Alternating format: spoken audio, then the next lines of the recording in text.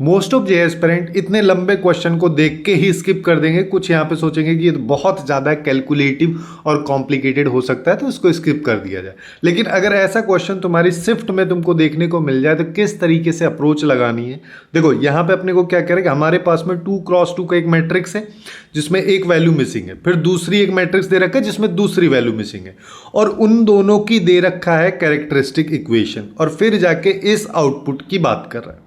सबसे पहली चीज तो अपने को ये क्लिक होना चाहिए कि कैरेक्टरिस्टिक इक्वेशन अगर अपने पास में दे रखा है तो यहाँ पे डायगोनल एलिमेंट्स का सम, मैट्रिक्स के अंदर डायगोनल एलिमेंट्स का सम इस वैल्यू के इक्वल होता है। अगर तुमको ये भी क्लिक नहीं हो रहा है तो तुम सीधा सीधा यहाँ पे इस तरीके से भी अप्रोच लगा सकते हो कि ये इक्वेशन दे रखा है तो ए स्क्वायर के इक्वल हो जाएगा ये, है ना। अब ए स्क्वायर करने के लिए अब हमको पूरी मैट्रिक्स का स्क्वायर करने की जरूरत नहीं है, हम यहाँ पे केवल फर्स्ट एलिमेंट्स का स्क्वायर करके देख लेंगे। यानी कि फर्स्ट रो को फर्स्ट कॉलम से मल्टीप्लाई अपने को करना है, जिससे अल्फा जो है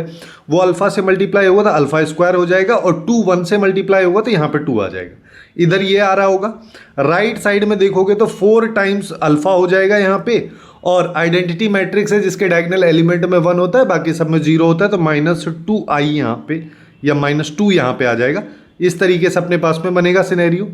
जब इसको सिंप्लीफाई करोगे यानी कि ये वैल्यू इस वैल्यू के बराबर होनी चाहिए, अगर दोनों मैट्रिसेस बराबर तो सारे एलिमेंट इक्वल होंगे। सबको लेफ्ट में लेके आओगे तो अपने पास ये आ जाएगा, जहां से आ जाएगा ये बेसिकली अल्फा -2 का होल स्क्वायर, यानी कि अल्फा की वैल्यू आ गई 2। सेम इसी तरीके से बीटा के लिए भी अपन कर सकते हैं, यानी कि बी स्क्वायर एक्चुअली में 3b - i के इक्वल होगा।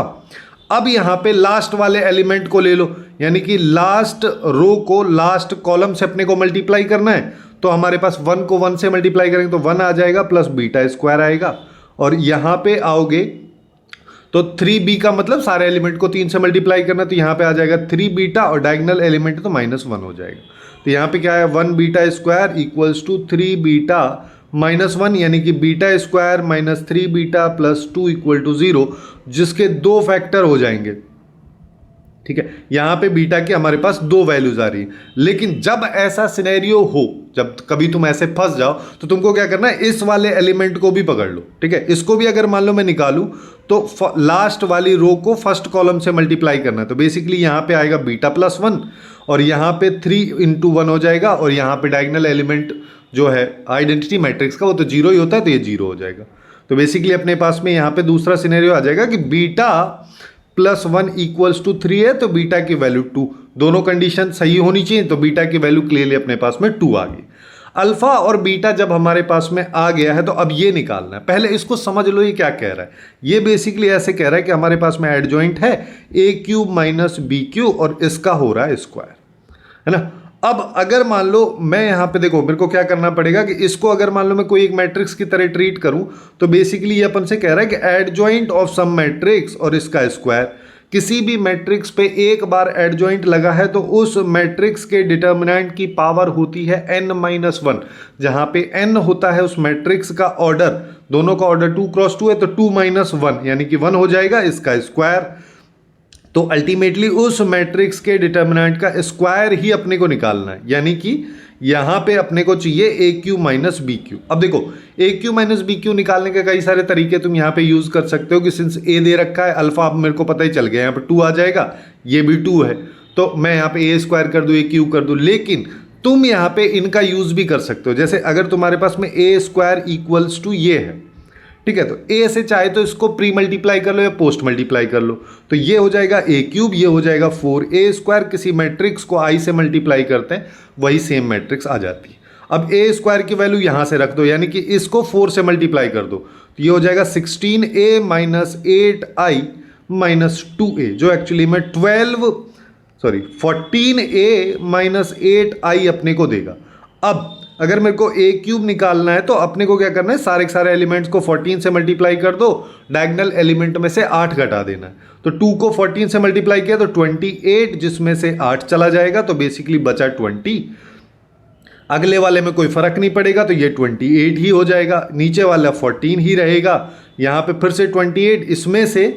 अब अपने पास में फिर से 20 यहाँ पे आ जाएगा। ठीक है, ये हमारे पास में आ गया। ऐसे ही अब अगर मान लो मेरे को बी क्यूब निकालना है तो बी क्यूब के लिए अपन यहाँ पे क्या कर सकते हैं कि हमको पता है B square equals to 3b minus I है, फिर से प्री मल्टीप्लाई कर दो तो ये 3b स्क्वायर माइनस आई बी यानी कि b हो गया, और यहाँ पे 3 से इसको मल्टीप्लाई करके वैल्यू यहाँ पे रिप्लेस कर दो तो यहाँ पे आ जाएगा 9b minus 3i minus B यानी कि आ जाएगा 8b माइनस 3i, जिसका सिंपल सा मतलब हो गया सारे एलिमेंट्स को 8 से मल्टीप्लाई करेंगे, ये भी 2 है तो अपने पास में यहाँ पे आ जाएगा 8 माइनस 3 करेंगे तो ये 5 हो गया, यहाँ पे 8 ही रहेगा, यहाँ पे भी 8 रहेगा, और यहाँ पे 16 माइनस 3 करोगे तो 13 आ जाएगा। ये अपने पास में a क्यूब और b क्यूब आ चुके हैं। अब अपने को क्या करना है, अब बस दोनों को सब्ट्रैक्ट कर दो तो अपने पास में वो मैट्रिक्स आ जाएगा जिसके डिटर्मिनेंट का स्क्वायर अपने को करना है। तो हमारे पास पहला एलिमेंट 20 है, यहाँ पे 5 है तो बच गया 15, यहाँ पे 28 है और यहाँ पे 8 है तो ये 20 आ गया, यहाँ पे देखोगे ये 14 है और यहाँ पे अपने पास 8 है तो ये 6 बच गया, यहाँ पे अपने पास 20 है, यहाँ पे 13 है तो ये 7 आ गया। ये हमारे पास में आ रहा है। हमको क्या चाहिए, इसके डिटर्मिनेंट का स्क्वायर, तो इसका डिटर्मिनेंट निकालोगे तो 15 इंटू 7 किया तो 105 और ये 120 बच गया -15, लेकिन वो इसका डिटर्मिनेंट की वैल्यू का स्क्वायर करा रहा है जिसका मतलब आउटपुट आ जाएगा 225 जो कि इसका आंसर होगा। इस तरीके से इस क्वेश्चन को अपन इजीली अप्रोच कर सकते हैं। ऐसे ही और क्वेश्चंस जो कि जेईई मेंस 2026 में पूछे गए वो सब लेफ्ट वाली प्लेलिस्ट में अपन कवर कर रहे हैं, वहां पे जाके बाकी क्वेश्चंस को भी तुम चेकआउट कर सकते हो।